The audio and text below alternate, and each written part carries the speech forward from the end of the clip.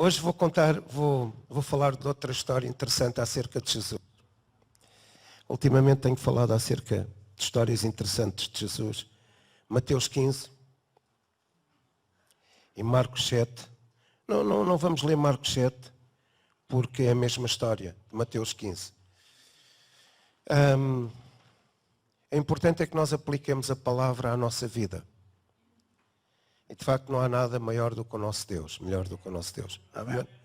Não há nada melhor do que Jesus. Pode passar muita coisa, isto é um tempo difícil, tem sido tempos difíceis. Há dias estava a conduzir sozinho e estava a orar no carro e parece que há uma atmosfera negra a pairar sobre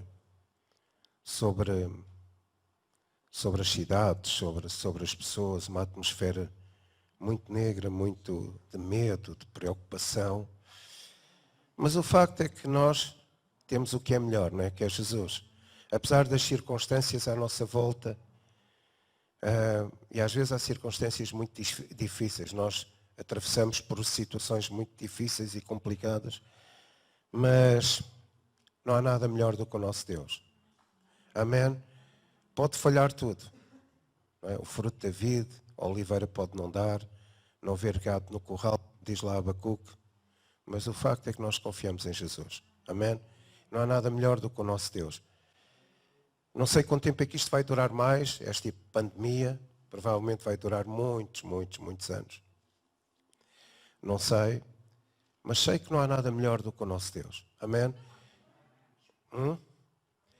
E eu quero trazer aqui uma história da Bíblia que vocês conhecem. É até interessante, nós não damos muita importância a isso, mas provavelmente nós hoje temos uma relação com Jesus por causa desta mulher. Sim, porque isto era uma mulher que não era judia. Era uma mulher sirofenícia, cananeia, e Jesus abriu ali um espaço escatológico para poder tratar com esta mulher. Logo, abriu o espaço para os gentios, que somos nós. Não é? Porque diz que ele veio para os seus, mas os seus não o receberam, mas a todos o quanto o receberam lhes deu o direito ou o poder, está lá em João, de serem feitos filhos de Deus. E de facto, quando Jesus veio, ele veio com um propósito. Ele veio para trazer a salvação aos judeus, a mensagem, a comida dele para os judeus. E o facto é que de repente aparece esta mulher. E esta mulher não era judia.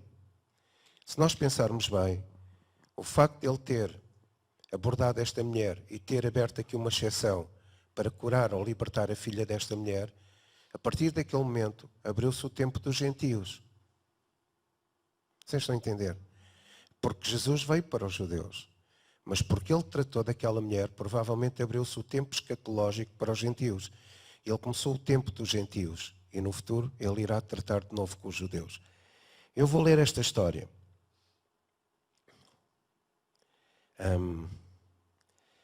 Versículo 21 de Mateus 15. Uma mensagem simples. Seria importante nós aplicá-la à nossa vida, pudéssemos aplicá-la à nossa vida. Uma mensagem muito simples. Esta mulher tem aqui algumas referências e algumas características muito interessantes que podiam tornar-se o modelo da nossa vida. Seria tão interessante que a forma como esta mulher abordou Jesus se tornasse o modelo da nossa vida, todos os dias. E diz a palavra no versículo 21. Jesus tinha estado a falar do que é que contamina o homem. E ele disse, o que contamina o homem não é o que entra, é o que sai.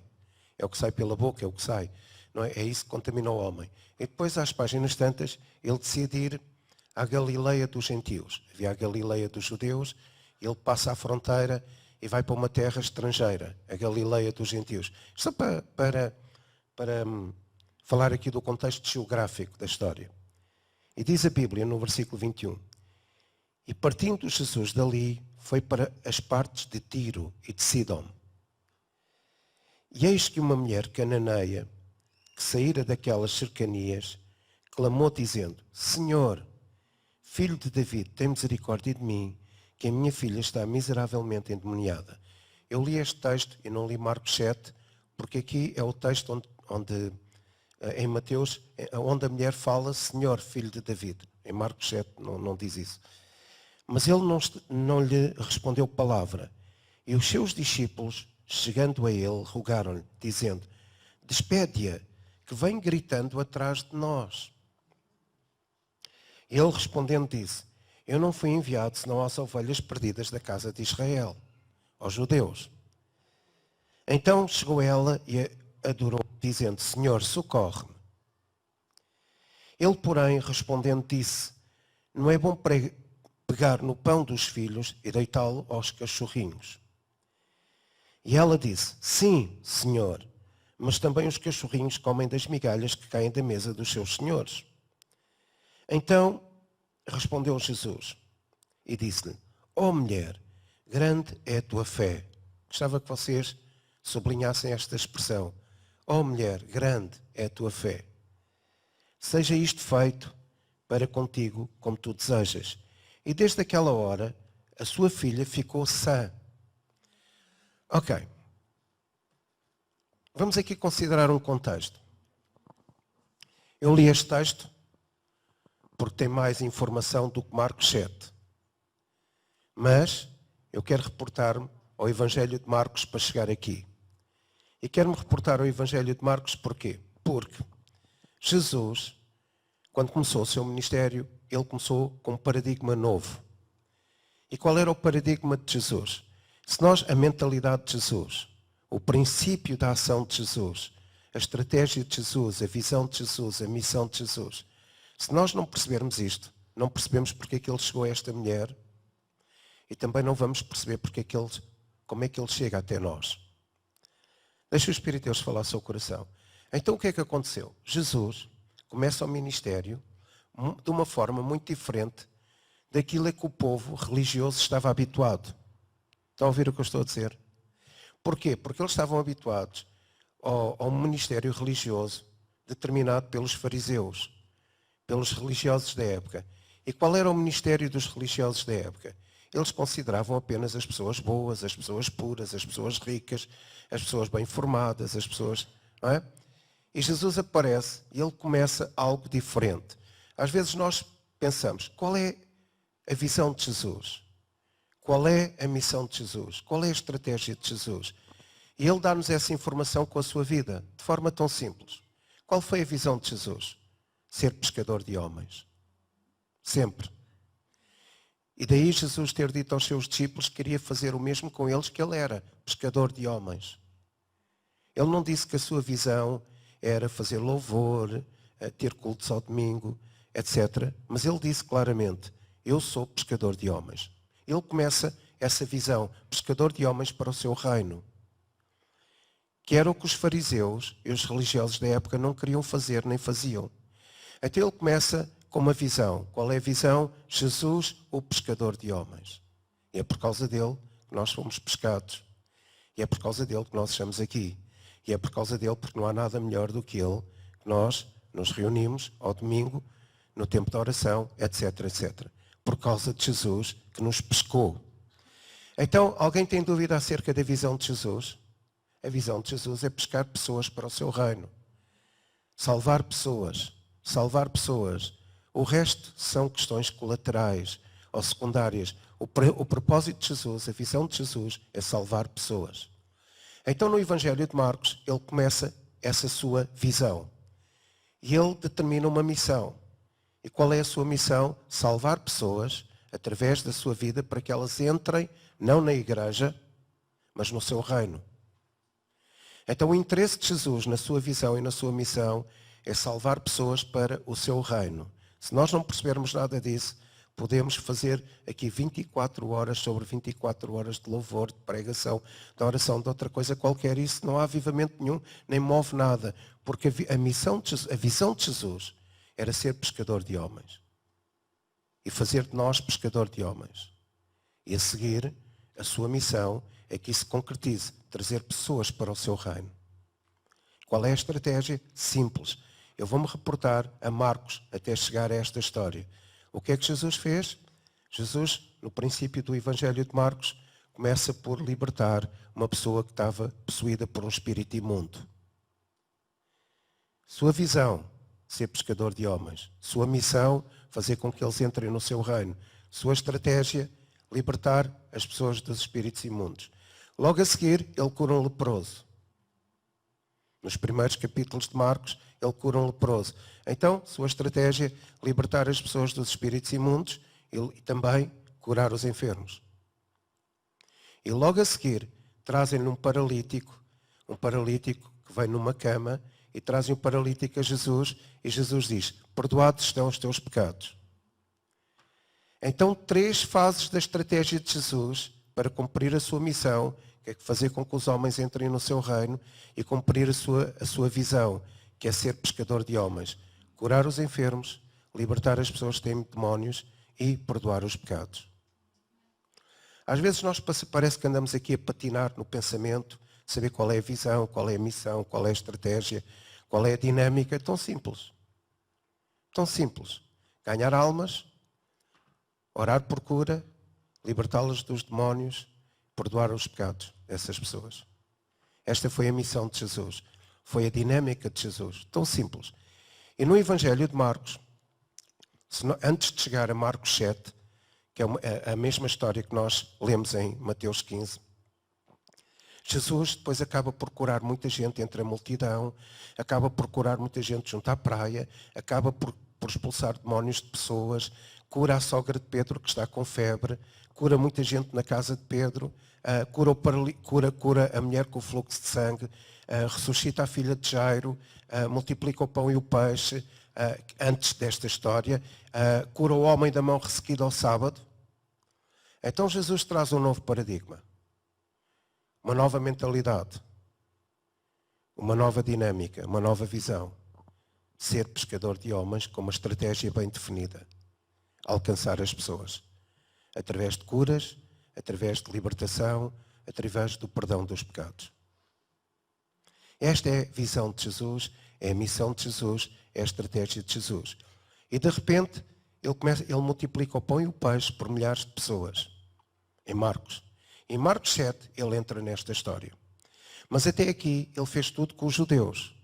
O homem da mão ressequida era judeu, foi curado ao sábado, um novo paradigma. Os fariseus acusaram-no de violar a lei, mas ele usou a lei para trazer vida e não trazer morte, porque a versão de Jesus acerca da lei é que a lei fosse usada para que trouxesse vida às pessoas e não condenasse as pessoas. Então Jesus, no Evangelho de Marcos até Marcos 7, Jesus demonstra o seu paradigma, a sua visão. Curar pessoas, libertar pessoas e perdoar pecados às pessoas. Esta é a sua estratégia de vida, sendo um fazedor de novos convertidos, sendo um pescador de homens. Foi isso que ele fez de nós. E qual é a versão de Jesus? Agora é interessante uma coisa. Eu gostava que pensássemos nisso. Que não ouvíssemos uma pregação só por ouvir, mas que pensássemos. A determinada altura, em Marcos 3, diz que os fariseus se juntaram para, através de uma conspiração, condenar Jesus. Pensem nisto. Vem um homem que liberta alguém de demónios.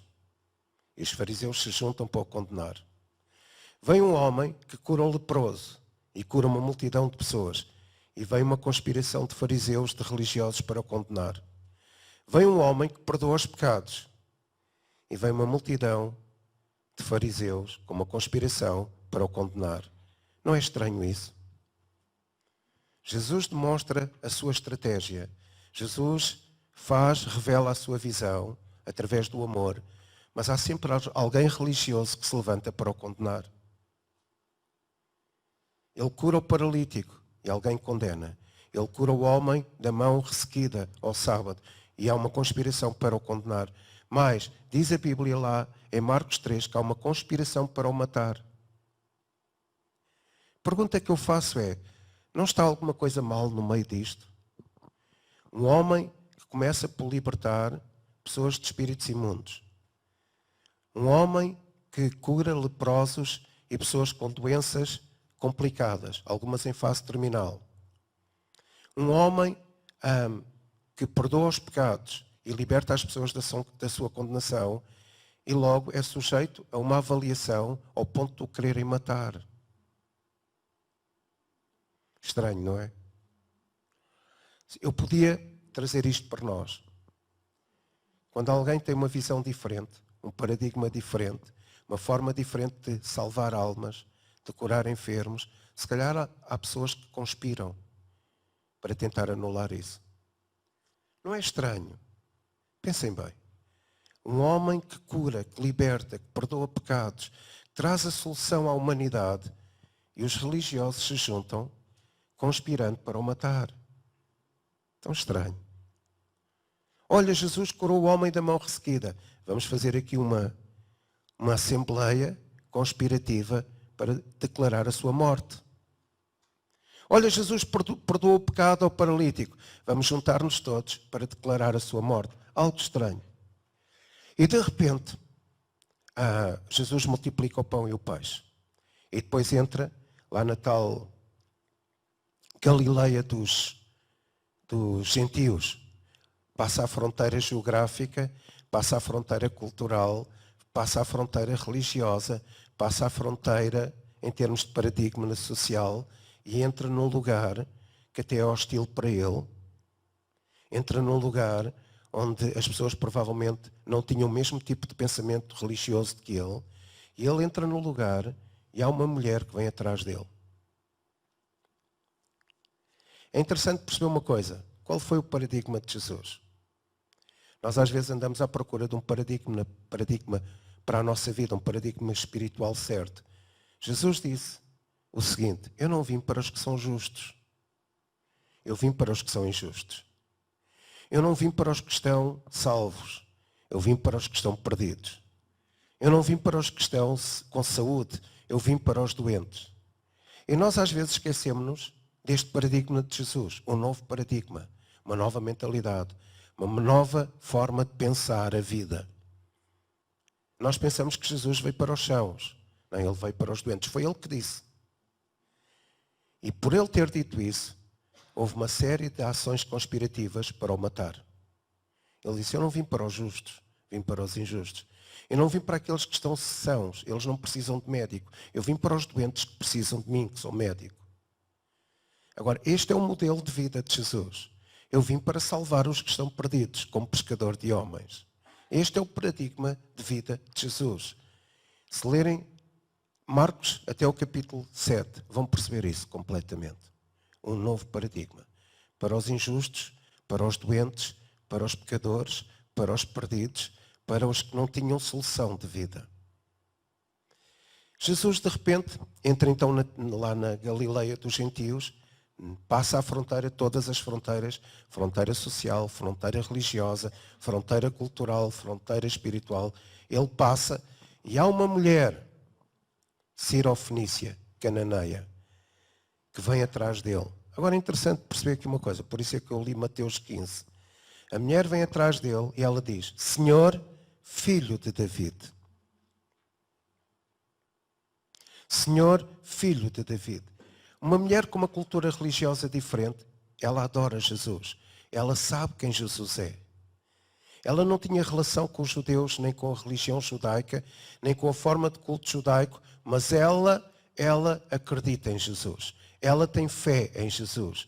Porque só chamaria Senhor, que é Kyrios em grego, ao filho de David, se ela reconhecesse Jesus como de facto o Filho de Deus, o Salvador. Então ela clama: Senhor, filho de David.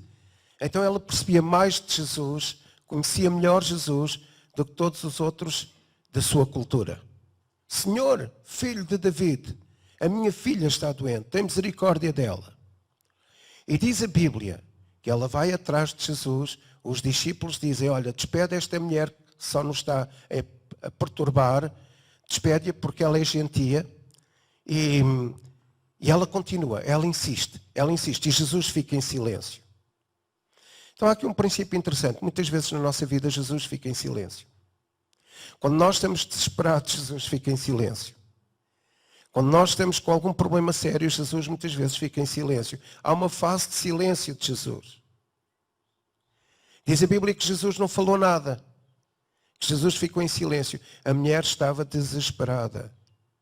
Agora escute, era uma mãe desesperada, era uma mulher desesperada, era um cidadão desesperado, Porque ela tinha uma filha miseravelmente aprisionada por um espírito imundo. A filha estava miseravelmente aprisionada por um espírito imundo.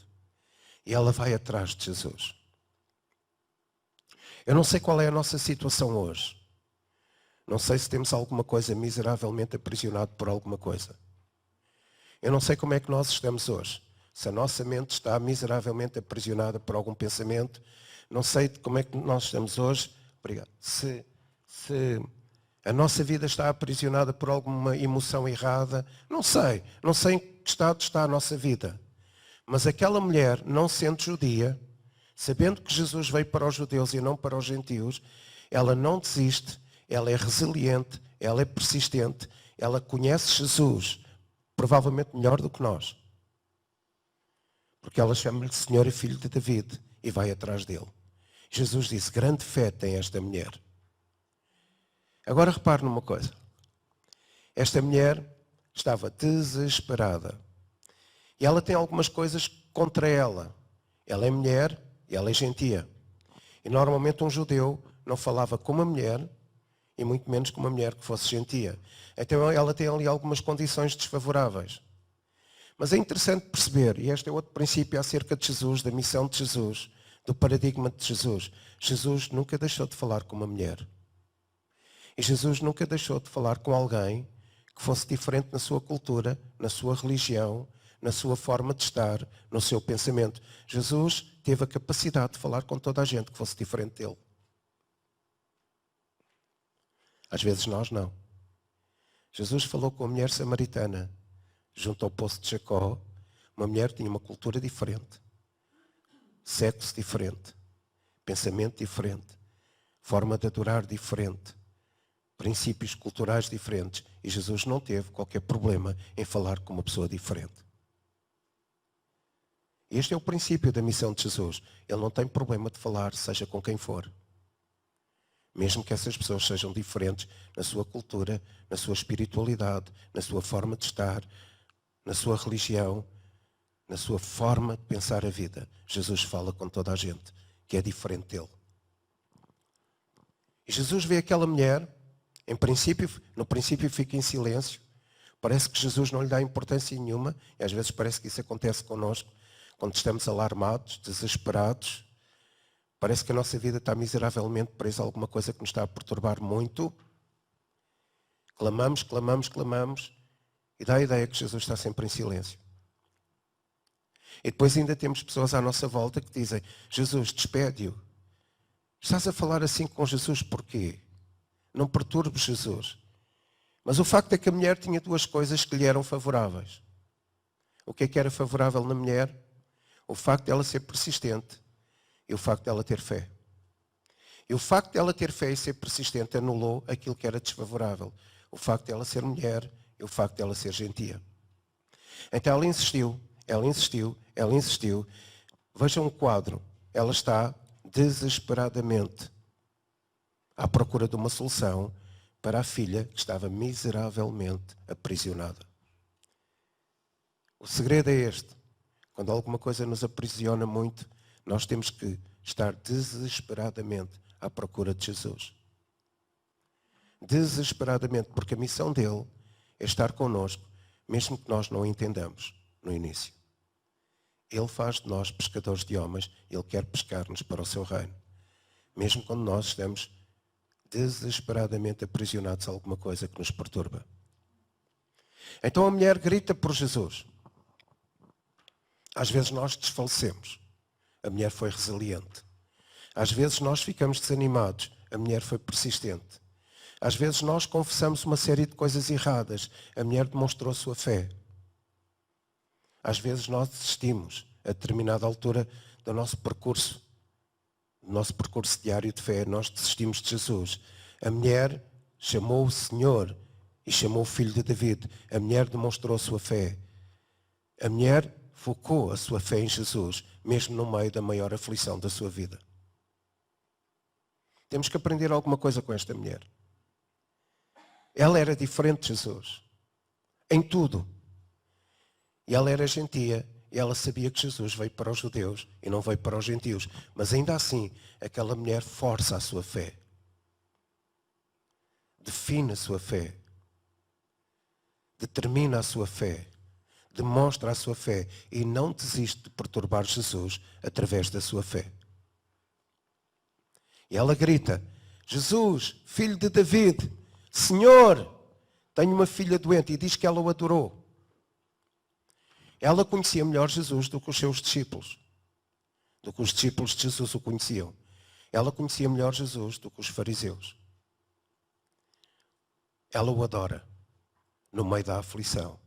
Ela o adora no meio daquela perturbação tão dramática, a filha estar perturbada, aprisionada miseravelmente por um espírito imundo. E Jesus de repente olha para ela e diz: olha, mulher, eu não posso dar a comida dos judeus aos cachorros. Se nós ouvíssemos isso, eu não vou dar a comida que é destinada aos filhos de Israel, aos cachorrinhos.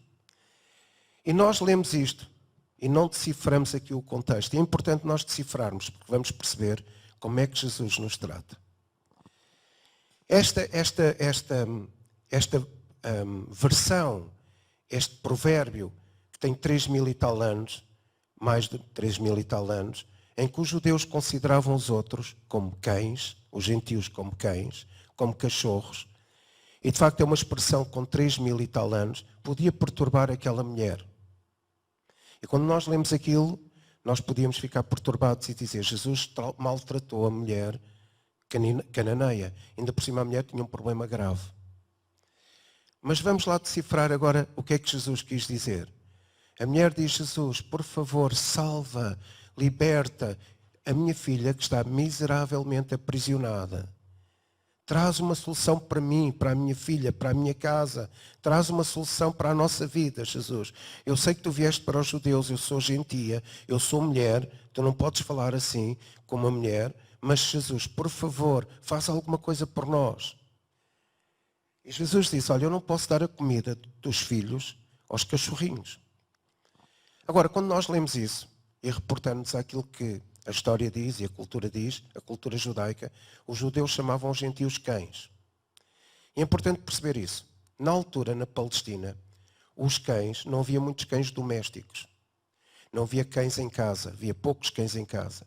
Os cães eram animais imundos, impuros, raivosos, selvagens, que não coabitavam com as pessoas em casa. Andavam no meio da rua, invadiam as aldeias para poder comer a carne que encontravam na rua.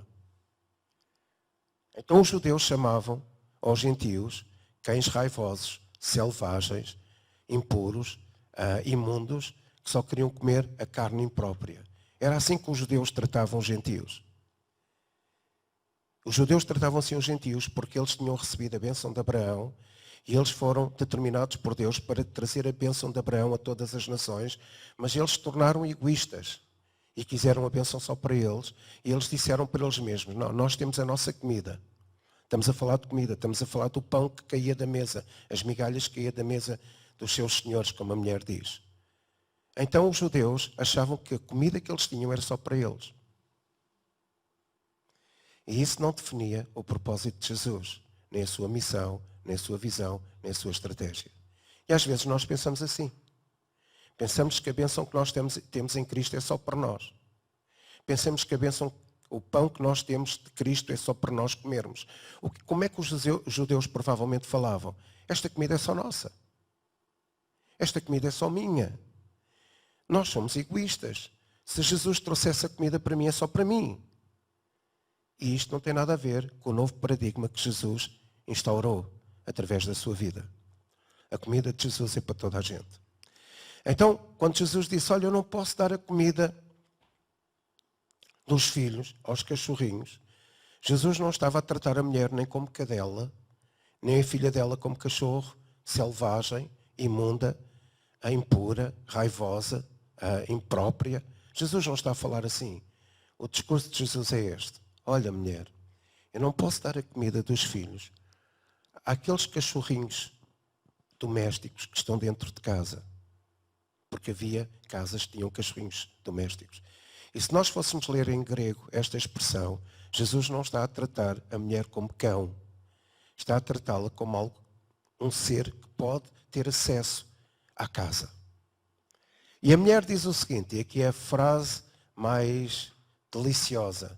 Senhor, Jesus, mas os cachorrinhos, os cãezinhos que entram dentro de casa, que estão perto dos seus donos, têm o afeto dos seus donos, que têm o amor dos seus donos, também podem comer das migalhas que caem da mesa.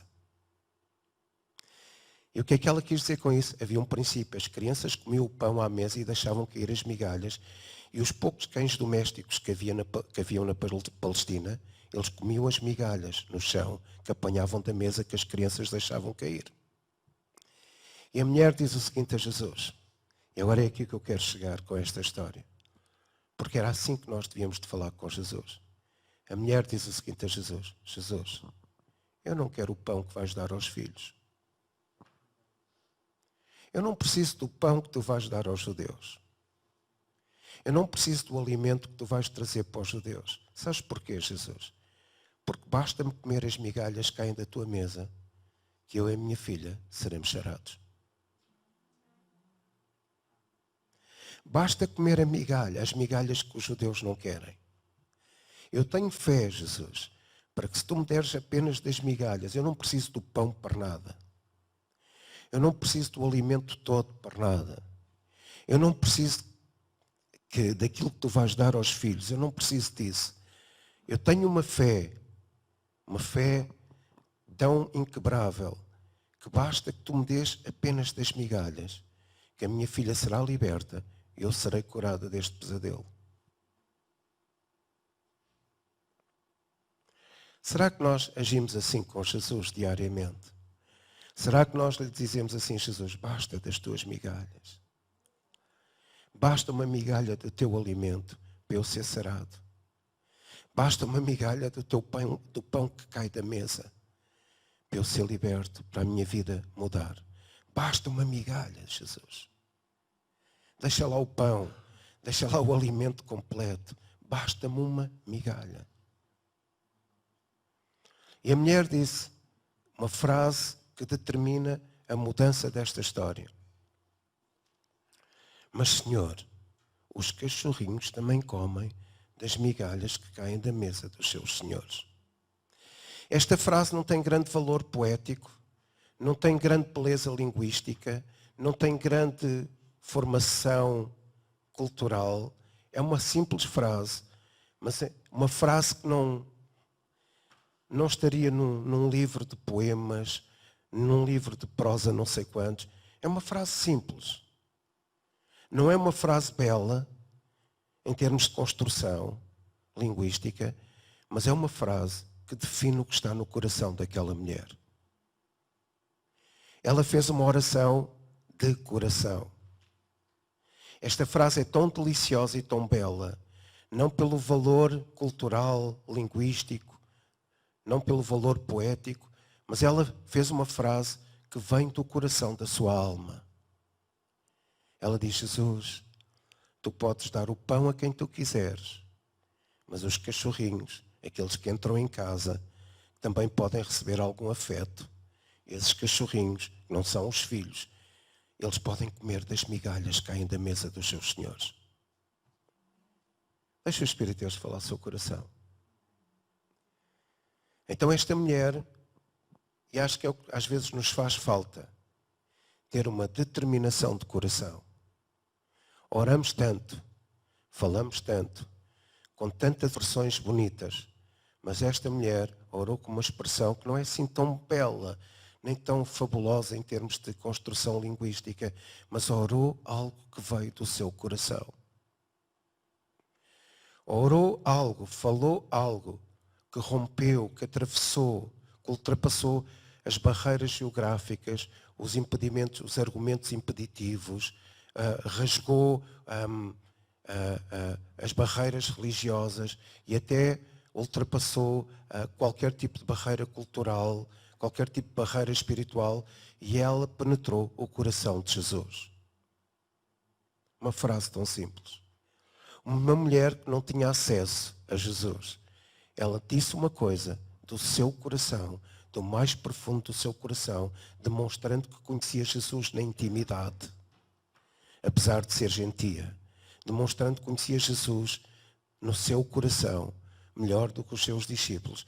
E ela diz algo que rompe o coração de Jesus. Ela rompe tudo. Rompe a fronteira geográfica, rompe a fronteira cultural, rompe os argumentos impeditivos, religiosos, espirituais, rompe tudo e até chega ao coração de Jesus. E aquela mulher diz: Senhor, mas os cachorrinhos podem comer debaixo da mesa, as migalhas caem debaixo da mesa. Então, Jesus entrou numa terra estranha. E a nossa terra pode ser estranha. Nós podemos estar a viver momentos estranhos, pensamentos estranhos, sentimentos estranhos, dificuldades estranhas. Mas Jesus, a missão dele, a visão dele, a estratégia dele, é mudar o paradigma. Ele entra em lugares estranhos para poder demonstrar uma coisa: misericórdia. Ele entrou na Galileia dos Fenícios, uma terra hostil, estrangeira, de pensamento estranho, diferente do pensamento de Jesus. Ele entrou lá para demonstrar a sua misericórdia. Porquê é que ele demonstrou a sua misericórdia? Porque encontrou uma mulher que falou com ele, com o sentimento mais profundo da sua alma, do seu coração. Ai, Deus, eu vou terminar.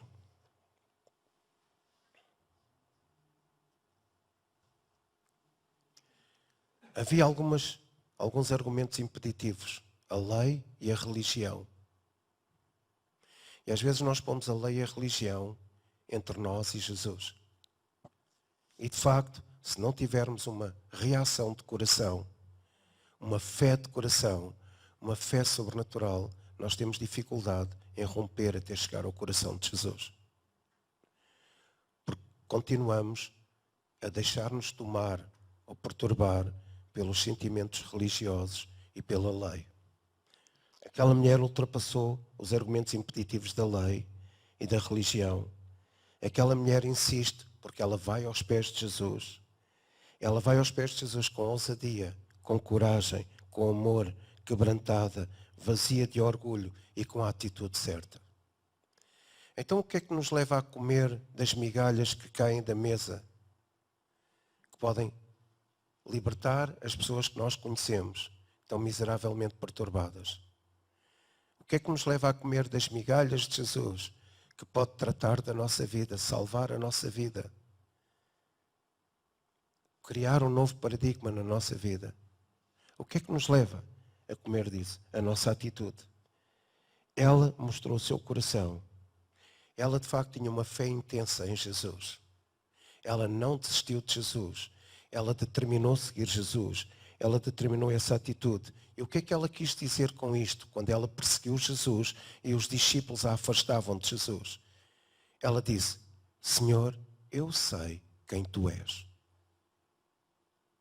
Senhor, eu sei quem tu és. Filho de David, eu sei quem tu és.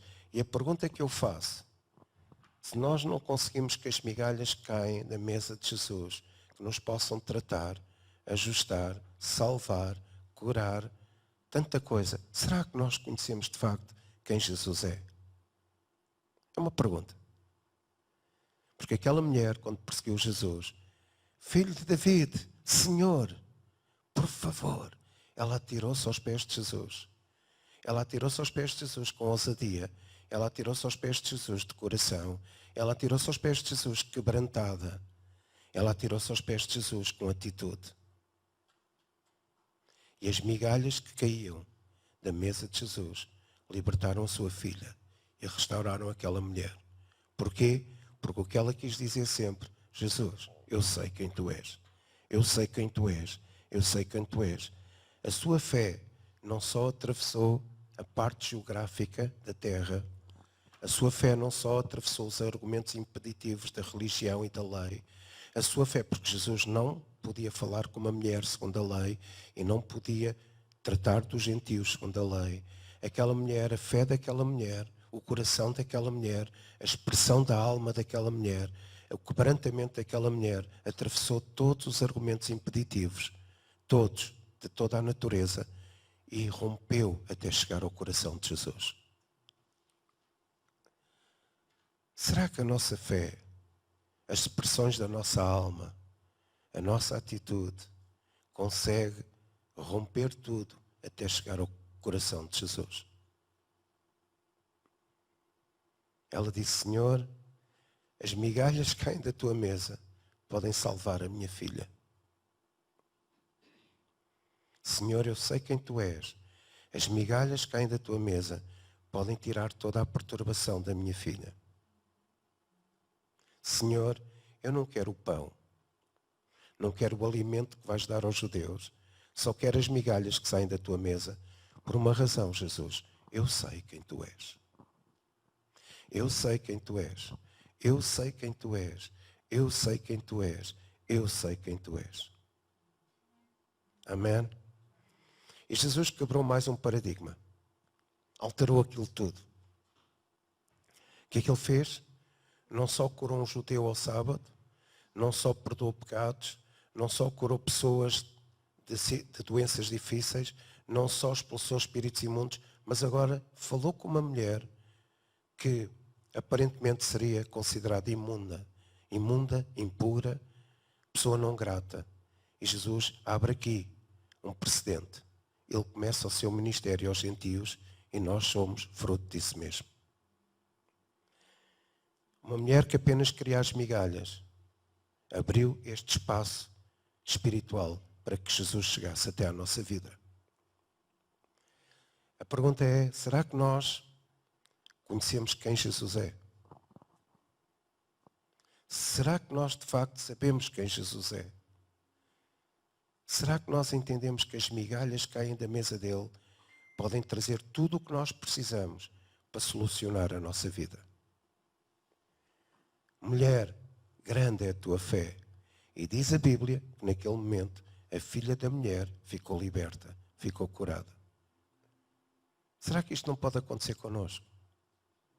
Vamos ficar de pé. Amém. Mas eu gosto também desta história. Impressionante esta história. Um novo paradigma se abriu. Aquela mulher. Escute isto. O amor por Jesus, demonstrado por aquela mulher, a grande afeição daquela mulher em Jesus, o conhecimento que ela tinha dele, rompeu todas as coisas, até chegar ao coração de Jesus. Grande é a tua fé, mulher.